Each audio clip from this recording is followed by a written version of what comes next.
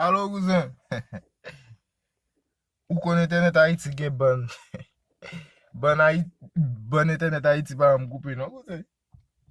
Tou gen bon, sak pa tou ap koupe konta, we. Si te ka gen bon internet sa, ba ese yul da piye ou. Oui, cousin, pou mtou parole. Ket. Pwè pale de l'ajan apan mwen koun ap mwen dem pou Janet. Tun dat n dem salopouti sa de yo. Tonne, voilà. Non, pa pale m de moun ko sa. Pa pale m de moun ko sa, cousin. La, vraiment, wap eneve. La, kwa ti fè sa pre plezil ba chien gratin, ni vina avè kon viye chien. Depi la chè sa vini, m konen pa periti gratin anko. Yo konen m reme heritage gratin. Depi lo ate isi m de kon ap goma avò gratin. Cousin. Pa di sa, cousin. Koman m mamitil de yo, Cousin,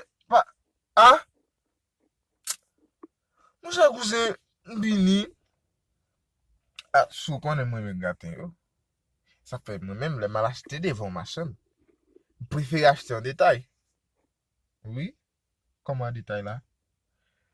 M'a dit, par exemple, 25 gouttes de riz et 15 gouttes de gratin.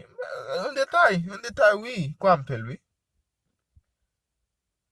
Cousin, mais c'est à tout bas, yo, on est bas. Il y a quelque chose qu'on ne peut pas supporter, cousin. Il y a quelque chose qu'on ne peut pas supporter. Vraiment, c'est vraiment dur. Dur comme un roche.